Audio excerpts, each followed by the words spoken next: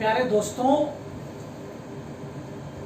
Quick revision series जो मेधा IAS के द्वारा शुरू किया गया है, इस सीरीज में अभी जो लोग देख रहे हैं उनका अभिनंदन है और जो लोग बाद में देखेंगे उनका भी अभिनंदन है। यह जैसा कि आप जानते हैं कि यह क्विक रिवीजन सीरीज जो है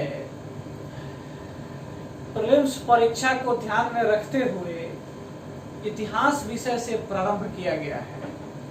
इस सीरीज का यह दूसरा एपिसोड है और पहले एपिसोड में हमने इतिहास विषय और आर्थिक इतिहास के प्रारंभिक खंड को समझने की कोशिश की थी। आज इस सीरीज में मैं आधुनिक भारत के आर्थिक इतिहास के इस खंड में जो टॉपिक आपके साथ डिस्कस करने जा रहा हूं वह टॉपिक है ब्रिटिश उपनिवेशवाद के चरण। क्योंकि इसके पीछे हमने इस टॉपिक का पूरा अध्ययन किया हुआ है कि ब्रिटिश शासन का भारतीय अर्थव्यवस्था पर क्या प्रभाव पड़ा था और ब्रिटिश शासन के पहले का भारत कैसा था, और उस संबंध में डेनियल डेफो ने अपनी पुस्तक रॉबिन्सन क्रूसो में क्या बातें कही है, इसकी चर्चा मैंने विगत एपिसोड में कर रखा है। उसके अगला जो खंड है वह है ब्रिटिश उपनिवेशवाद के चरण। जो ब्रिटेन ने भारत में शासन स्थापित कर लिया था 1757 के बाद और 1947 ईस्वी तक जो उनका प्रभाव स्थापित रहा, तो ये 1757 से 1947 के बीच में ब्रिटिश शासन ने भारत में शासन के लिए कौन कौन सी नीतियां अपनाई, कौन कौन सी पॉलिसीज को स्वीकार किया, उसी संबंध में उनके इस नीतियों की व्याख्या है। आप जानते हैं कि जो ब्रिटेन ने भारत में उपनिवेश की स्थापना की और उसके बाद उसने भारत को एक कच्चा माल के स्रोत के रूप में और एक तैयार माल के बाजार के रूप में प्रयुक्त किया। किस प्रकार उसने अपने नीतियों से भारत को एक कच्चा माल का स्रोत और तैयार माल का बाजार बना दिया, वह इन चरण में अभिव्यक्त होता है। देखिए, जो ये ब्रिटिश उपनिवेशवाद के 3 चरण आपके सामने लिखे हुए हैं। प्रथम चरण 1757 से 1813, द्वितीय चरण 1813 से 1858 और तृतीय चरण 1858 से 1947। ये 3 चरण को ब्रिटेन ने नहीं बताया है। ऐसा नहीं कि ब्रिटेन ने कहा है कि चलिए अब प्रथम चरण हमारे शासन का है जो इस समय तक चलेगा, द्वितीय चरण है जो इस समय तक चलेगा, तृतीय चरण है जो इस समय तक चलेगा। ऐसा ब्रिटेन ने नहीं बताया।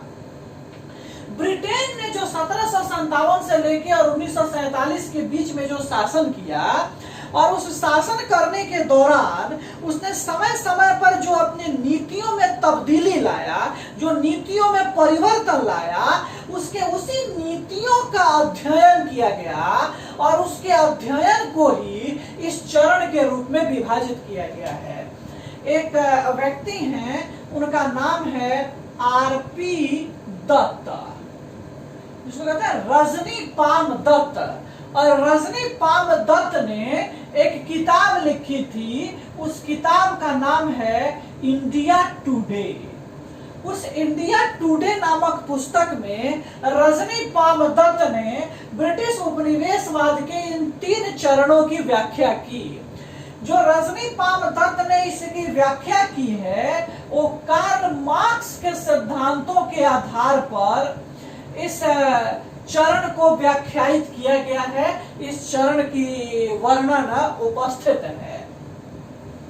तो जब इस चरण को आप देखते हो तो रजनी पाम दत्त ने जो प्रथम चरण बताया है 1757 से 1813, इसको उन्होंने नाम दिया है और उसको कहते हैं हम व्यापारिक एकाधिकार का काल। व्यापारिक एकाधिकार का काल है ना, ये ट्रेड मोनोपोली का पीरियड था। और क्यों ऐसा कहा गया है, तो इसके पीछे संदर्भ को समझिए। 1757 वह समय है जब ब्रिटेन भारत में पहली बार प्रत्यक्ष रूप से लड़ाई लड़ता है। और आप जानते हो कि 1757 में एक लड़ाई होती है जिसको हम पलासी का युद्ध कहते हैं। पलासी के युद्ध में ब्रिटेन और बंगाल के नवाब सिराजुद्दौला के बीच यह लड़ाई होती है। और आप जानते हो कि यह लड़ाई किस प्रकार एक षड्यंत्र का परिणाम था और सिराजुद्दौला को उसमें पराजित होना पड़ा। और उसके बाद से लगातार ब्रिटेन भारत के अन्य क्षेत्रों पर कब्जा करता चला गया। 1757 में पलासी जीतने के बाद ब्रिटेन ने यह सत्य है कि डायरेक्टली अपना प्रभाव स्थापित नहीं किया, लेकिन उसने जो भी राजा बनाया, जो भी नवाब बनाया, उस नवाब के माध्यम से वह आर्थिक लाभ लेता रहा। और 1764 ईस्वी में बक्सर का युद्ध हुआ और बक्सर के युद्ध के बाद ब्रिटेन की उसमें विजय हो जाती है बक्सर के युद्ध में। और बक्सर के युद्ध में जब ब्रिटेन जीत जाता है तो 1765 में इलाहाबाद की संधि होती है और उस इलाहाबाद की संधि से बंगाल में द्वैध शासन लाया जाता है। और द्वैध शासन के अंतर्गत शासन के विषयों को दो भागों में बांटा जाता है, दीवानी विषय और फौजदारी विषय। दीवानी विषय अंग्रेजों ने अपने पास रखा और फौजदारी विषय उन्होंने नवाब के हाथों में दे दिया था। तो दीवानी विषय जब उनके पास रहा तो उसके अंतर्गत उन्होंने 1765 से लेके और 1772 ईस्वी तक, जब तक द्वैध शासन का अंत नहीं हो जाता है, तब तक ब्रिटेन ने बंगाल में भयंकर लूट मचाई, जबरदस्त लूट मचाया और यहाँ से धन वो ब्रिटेन की तरफ लेकर गए। तो यह चरण में एक तरफ वो लगातार भारतीय क्षेत्रों पर कब्जा करते जाते हैं। 1765 में मैंने बंगाल की कहानी आपसे बताई। इसके बाद आगे चल के फिर मैसूर के क्षेत्र में, अवध के क्षेत्र में, हैदराबाद के क्षेत्र में और आगे चल के फिर मराठों के क्षेत्र में भी उन्होंने अपने प्रभाव की स्थापना कर ली। और एक प्रकार से आप देखिए कि धीरे धीरे ब्रिटेन भारत के सभी क्षेत्रों पर अपने प्रभाव की स्थापना करता जा रहा है। यानी एक तरह से व्यापारिक जो एकाधिकार था वह ब्रिटेन का स्थापित होता जा रहा है। यहाँ इस बात को रेखांकित करना बहुत जरूरी है कि न केवल भारतीय क्षत्रपों के संदर्भ में, न केवल भारतीय क्षेत्रीय शक्तियों के संदर्भ में, बल्कि ब्रिटेन ने बाहरी यूरोपीय शक्तियों के संदर्भ में भी इसी तरह की नीति अपनाई। और देखिए कि जब चाहे वह पुर्तगीज रहे हो, पुर्तगाली रहे हो, डच रहे हो, फ्रेंच रहे हो, सबके साथ इसी तरह की नीति। पुर्तगालियों को स्वाली के युद्ध में पराजित किया गया, डचों को बेदरा के युद्ध में पराजित किया गया और फ्रेंच को बैटल ऑफ वांडीवास यानी वांडीवास के युद्ध में पराजित किया गया। देखिए पुर्तगालियों को पराजित किया गया स्वाली के युद्ध में, बेदरा के युद्ध में 1759 ईस्वी में डचों को पराजित कर दिया गया और 1760 ईस्वी में फ्रेंच को पराजित कर दिया गया वांडीवास के युद्ध से। तो ये बातें अब स्पष्ट हुई कि 1760 आते आते ब्रिटेन जो था वह अपने यूरोपीय चुनौतियों से बाहर निकल चुका था, यूरोपीय चुनौतियों से पार पा चुका था। और इधर एक तरफ 1761 ईस्वी में पानीपत के तृतीय युद्ध से जब मराठों की पराजय हो गई तो मराठे जो एक विकल्प बन रहे थे वह विकल्प भी समाप्त हो गया। और इधर 1764 में बंगाल जीतकर अंग्रेजों ने यह स्थापित कर दिया कि अब वे भारत के अगले शासक बनेंगे और अब मुगलों के बाद भारत में जो विकल्प है वो ब्रिटेन ही है। ये 1764 के बक्सर ने सिद्ध कर दिया। और इसके बाद लगातार आंतरिक क्षेत्रों पर अवध, हैदराबाद, मैसूर, मराठे आदि क्षेत्रों को अपने प्रभाव में ले लिया और इस पूरे काल में पूरे क्षेत्र का व्यापार जो था उस पर ब्रिटिश ईस्ट इंडिया कंपनी का एकाधिकार हो गया, उस पर उसकी मोनोपोली हो गई। इसीलिए इस काल को क्या कहा जाता है? व्यापारिक एकाधिकार का काल। पूंजीवाद के संदर्भ में भी इसका एक नाम है और उसको हम कहते हैं वाणिज्यिक पूंजीवाद, है ना। वाणिज्यिक पूंजीवाद के भी नाम से इसको जाना जाता है। तो इस काल में मैंने बताया कि भयंकर लूट हुई, खासकर 1765 से 72 के बीच में जब द्वैध शासन चला, उस बीच में तो मतलब इतना लूट हुआ कि एक लेखक है, उनका नाम है के.एम. पणिक्कर। के.एम. पणिक्कर ने इसे डाकू राज्य की संज्ञा दी है। और एक यूरोपीय इतिहासकार है, यूरोपीय का ब्रिटिश इतिहासकार है, उसका नाम है पर्सिवल स्फीयर।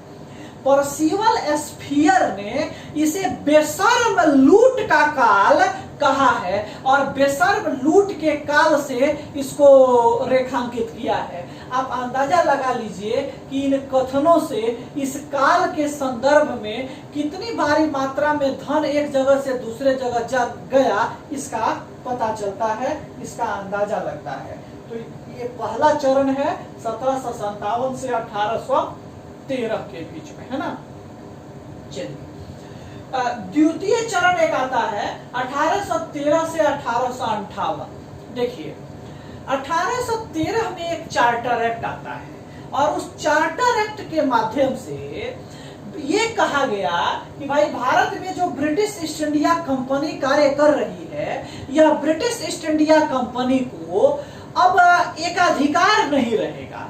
यानी ऐसा नहीं है कि अब केवल व्यापार पर इसी का एकाधिकार रहेगा, अब अन्य कंपनियों को भी व्यापार करने की छूट यहाँ दी जाएगी। हालांकि दो वस्तुओं पर, एक वस्तु है चाय और दूसरी वस्तु है चीन के साथ। चीन के साथ जो व्यापार होता था वो मुख्य रूप से अफीम का व्यापार था, है ना। तो एक वस्तु थी जिसका नाम था चाय और दूसरा चीन के साथ, है ना। ये दो प्रमुख रूप से आप यहाँ देखते हो। तो चाय और चीन के साथ कहते हैं चाय, देखो चा और ची, है ना, चाची, चाची, चाची से याद कर लो, चा फॉर चाय और ची फॉर चीन के साथ, चीनी मत याद कर लेना, चीन के साथ, है ना। ये दोनों वस्तुओं पर ब्रिटिश ईस्ट इंडिया कंपनी का एकाधिकार बना रहा 1813 के चार्टर एक्ट से, लेकिन बाकी सारे वस्तुओं पर उसके एकाधिकार को समाप्त कर दिया गया। यानी अब व्यापार को फ्री किया जा रहा था, मुक्त किया जा रहा था। इसलिए इस काल को, जो ये द्वितीय चरण है, इस काल को मुक्त व्यापार का काल कहा जाता है। मुक्त व्यापार के काल के नाम से इसको बुलाया जाता है ना।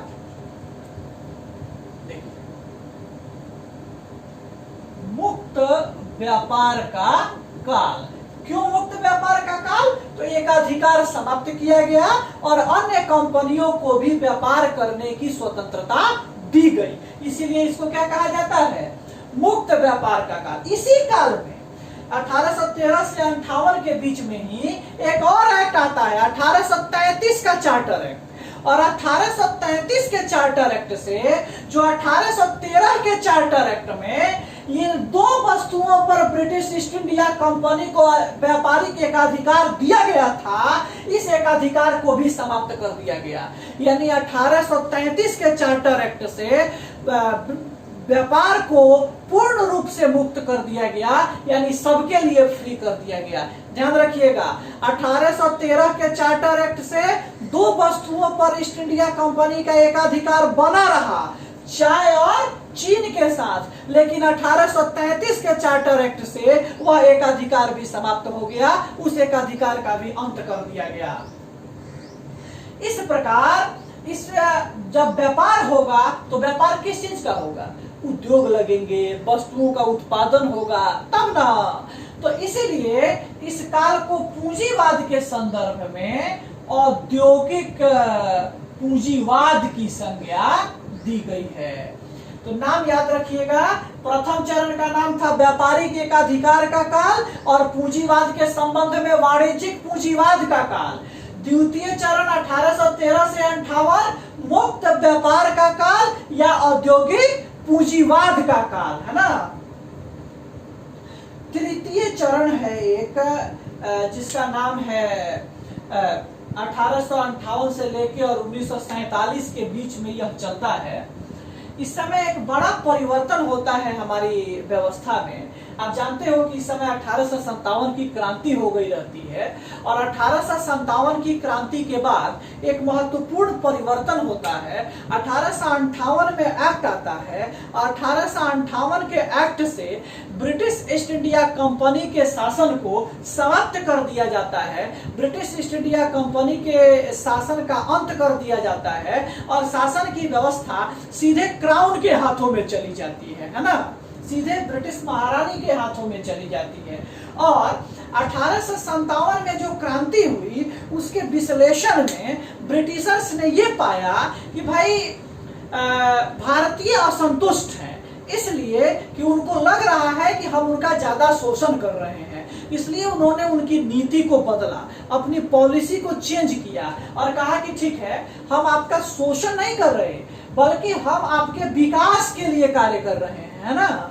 और इसका जो इस काल का जो नाम दिया है रजनीपाल दत्त ने, उसको नाम दिया है उन्होंने पूंजी निवेश का काल, है ना।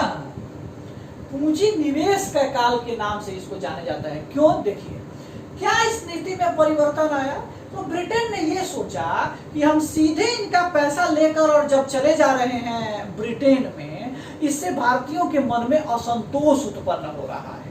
तो उन्होंने क्या किया, भारतीय लोगों से जो वे राजस्व के रूप में पैसे वसूलते थे, जो राजस्व के रूप में वो यहाँ से धन इकट्ठा करते थे, उस धन को वो सीधे ब्रिटेन लेकर नहीं गए। उसको पहले उन लोगों ने क्या किया, यहीं पे इन्वेस्ट कर दिया। कभी रेलवे में, चाय बागान, है ना, आपका नील बागानों में, है ना, जूट वगैरह की खेती में, इन सब जगहों पे उन लोगों ने उसको इन्वेस्ट कर दिया, लगा दिया। और जब इनसे पैसा निकलता था और इनसे जो उनको लाभ मिलता था, उस लाभ को लेकर वो ब्रिटेन जाने लगे। तो इससे अब वो ये कहते थे कि देखिए हमने क्या किया, आपके लिए पैसा लगाया, आपके लिए रेलवे खोला, आपके लिए ये बागान है ना, आप सब लोगों को इसमें रोजगार मिल रहा है, रेलवे से आपको परिवहन आपका आसान हो गया, है ना, ये सारी बातें हुई। रेलवे से देखिए आपका विकास हो रहा है। तो और अब उससे जो पैसा निकल रहा है तो वो लेकर हम जा रहे हैं, उससे जो लाभ, तो हमने पैसा लगाया है तो लाभ निकलेगा तो कौन लेके जाएगा, हम ही ना लेके जाएंगे। भारतीय लोग सोचते थे कि हाँ ठीक है तो कह रहा है ना, तो उसका बात गलत कहा है, तो लेकर यहाँ से जाने लगा। इसी काल को क्या कहा गया, पूंजी निवेश का काल, है ना। पूंजीवाद के संदर्भ में इस काल को कहते हैं हम वित्तीय पूंजीवाद का काल, है ना। इन तीन कालों में ये चीजें दिखाई पड़ती हैं और इस समय में रेलवे, चाय, कॉफी, रबर, नील, है ना, इन सब चीजों में जबरदस्त वृद्धि हुई। और वृद्धि के कारण समझ ही रहे हैं, अभी जस्ट मैंने आपको इस बात की चर्चा की। आप देखिएगा कि हालांकि भारत में पहली रेल 1853 में चली थी, जो मुंबई से थाने के बीच चली थी, है ना। लेकिन रेलवे का द्रुत गति से जो आप विकास देखते हो, रेलवे का जो तेज गति से आप विकास देखते हो, वो इसी चरण में आपको दिखाई पड़ेगा। इसी चरण में आपको वह दिखेगा कि वह कितनी तेज गति से आगे बढ़ा।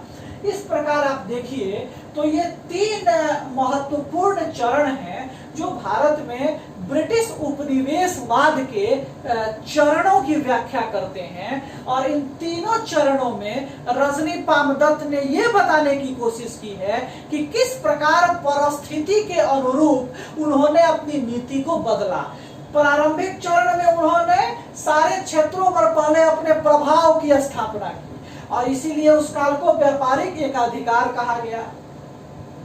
द्वितीय चरण में जब प्रभाव स्थापित हो गया तो उद्योगों का विकास किया, व्यापार को विकास किया, व्यापार को मुक्त किया, क्योंकि इस समय ब्रिटेन में औद्योगिक क्रांति भी हो चुकी थी और औद्योगिक क्रांति के लिए भी ज्यादा से ज्यादा कच्चे माल की जरूरत थी और ज्यादा से ज्यादा तैयार माल के वो बेचने की आवश्यकता थी। फलतः ब्रिटेन ने व्यापार को मुक्त कर दिया ताकि अधिक से अधिक कंपनियां आए और वो यहाँ से कच्चा माल लेकर जाए और वहां से ज्यादा तैयार माल लाकर यहाँ के बाजार को पाट दें। तो इसके लिए उन्होंने मुक्त व्यापार का काल अपनाया। और तीसरा, जब उनको लगा कि भारतीय असंतुष्ट हो रहे हैं तो भारतीयों को बहलाने और फुसलाने के लिए, भारतीयों को गलत फहमी में डालने के लिए उन्होंने यहीं की पूंजी को यहीं पे लगाया और उसको उन्होंने निवेश नाम दिया। यह वास्तविक निवेश कुछ था नहीं, है ना, हमारा ही पैसा और हमारे ही पास लग रहा था, यह कोई इन्वेस्टमेंट नहीं था। तो इसको उन्होंने नाम दिया ताकि भारतीयों के मन में उनके प्रति एक विकासवादी छवि जो है बनाई जा सके। इस प्रकार आप देखिए तो रजनी पामदत्त ने यह बताने की कोशिश की है कि किस प्रकार ब्रिटेन ने अपने शासन के दौरान अपनी परिस्थिति, परिवेश और व्यवस्था को अपने हितों के अनुरूप तब्दील किया है, बदला है, उन्हीं नीतियों को स्वीकार किया है, उन्हीं नीतियों को अपनाया है जिन नीतियों से ब्रिटेन के औपनिवेशिक हितों की पूर्ति हो सकती थी। और इन तीनों चरणों का एक ही उद्देश्य है, एन केन प्रकारेण ब्रिटिश औपनिवेशिक हितों की पूर्ति, ब्रिटिश औपनिवेशिक हितों को पूरा करना, है ना।